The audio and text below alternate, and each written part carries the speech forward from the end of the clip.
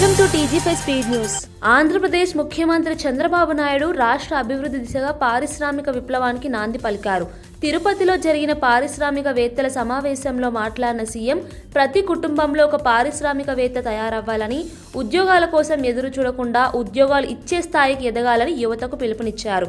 ప్రతి నియోజకవర్గంలో చిన్న తరహా, మధ్య తరహా పరిశ్రమల కోసం ఎంఎస్ఎంఈ పార్కులు ఏర్పాటు చేస్తామని ప్రకటించారు. స్థానిక వనరులను ఉపయోగించి పరిశ్రమలు అభివృద్ధి చెందేలా ప్రభుత్వం పూర్తి మద్దతు ఇస్తుందని తెలిపారు. చదివించగలిగితే వాళ్ళు ప్రపంచాన్ని శాసించే శక్తి వస్తుందని ఆ రోజు నేను చెప్పాను. ఐటీకి ప్రాధాన్యత ఇమ్మన్నాను.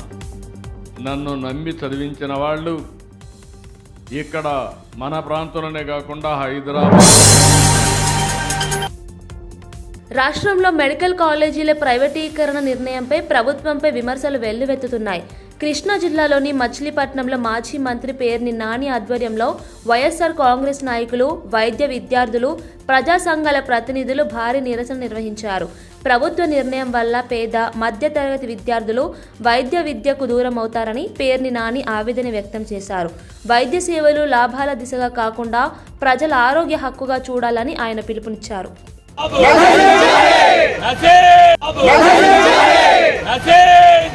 సామాన్యుడికి వైద్య విద్యను దూరం చేస్తున్న చంద్రబాబు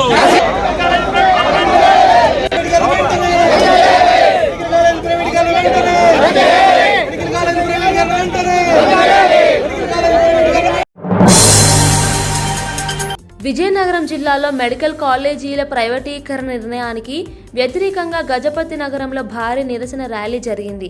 మాజీ ఎమ్మెల్యే బొత్స అప్పల నర్సయ్య ఆధ్వర్యంలో అంబేద్కర్ విగ్రహం వద్ద ప్రారంభమైన ర్యాలీ తహసీల్దార్ కార్యాలయం వరకు నినాదాలతో కొనసాగింది.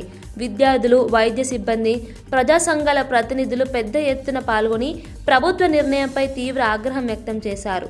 ప్రైవేటీకరణ వల్ల పేదలు, మధ్యతరగతి ప్రజలు వైద్య సేవలకు దూరం అవుతారని, ఇది ప్రజల ఆరోగ్య హక్కును హరించే హర్య అని వారు అన్నారు.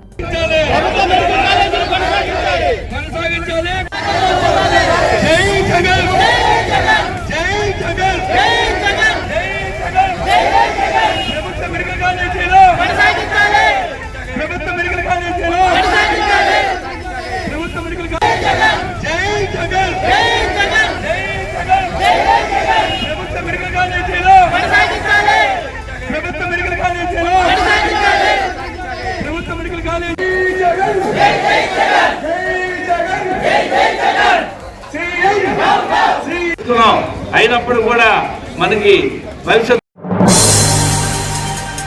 గుంటూరు నగరంలో మెడికల్ కాలేజీల ప్రైవేటీకరణ నిర్ణయానికి వ్యతిరేకంగా వైసీపీ నేతలు ఆగ్రహంగా స్పందించారు.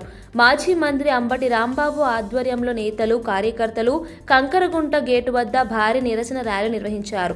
ర్యాలీకి పోలీసులు అనుమతి నిరాకరించడంతో ఉద్రిక్తత చోటు చేసుకుంది. అంబటి రాంబాబు మరియు పోలీసుల మధ్య తీవ్ర వాగ్వాదం నెలకొంది. ర్యాలీని అడ్డుకునేందుకు ప్రయత్నించిన సమయంలో పట్టాభిపురం సీఐ వెంకటేశ్వర్లు అంబటి రాంబాబుపై ఆగ్రహం వ్యక్తం చేయడంతో పరిస్థితి కాసేపు ఉద్రిక్తంగా మారింది. ప్రభుత్వ నిర్ణయం వల్ల పేద ప్రజలకు వైద్య సేవలు అందుబాటులో ఉండవని నిరసనకారులు నినాదాలు చేశారు.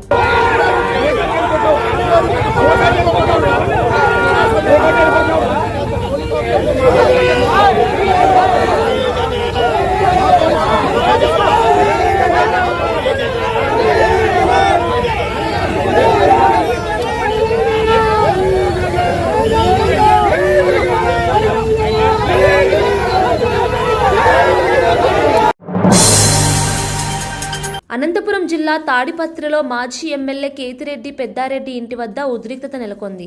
మెడికల్ కాలేజీలను పీపీపీ విధానంలో ప్రైవేటీకరించే ప్రభుత్వ నిర్ణయానికి వ్యతిరేకంగా యాడికిలో నిరసన ర్యాలీకి బయలుదేరిన పెద్దారెడ్డిని పోలీసులు అడ్డుకున్నారు. తాడిపత్రిలోని ఆయన స్వగృహం వద్దనే భారీగా పోలీసు బలగాలను మోహరించారు.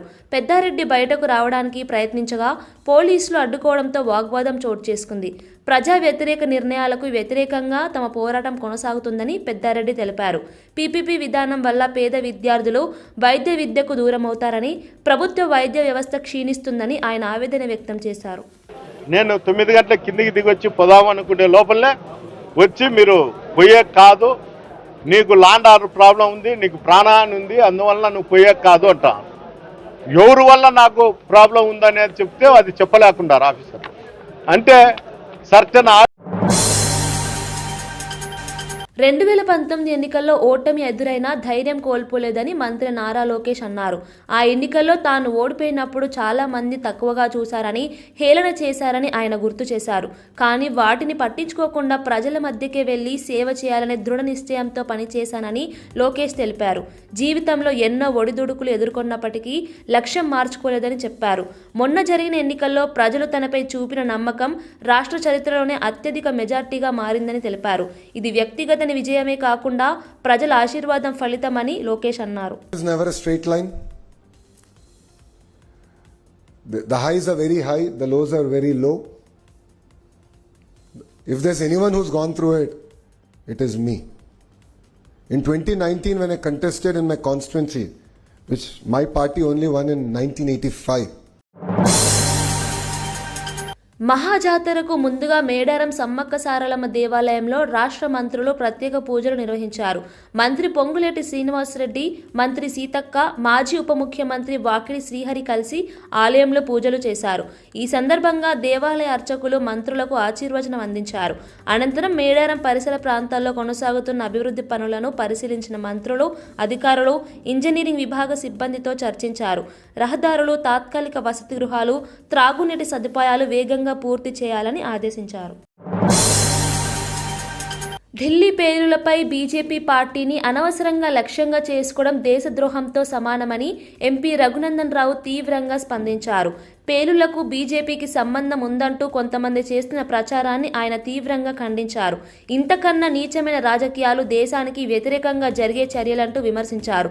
దేశ భద్రత వంటి సున్నితమైన అంశాలను రాజకీయ లాభం కోసం ఉపయోగించడం తగదని ఆయన హెచ్చరించారు.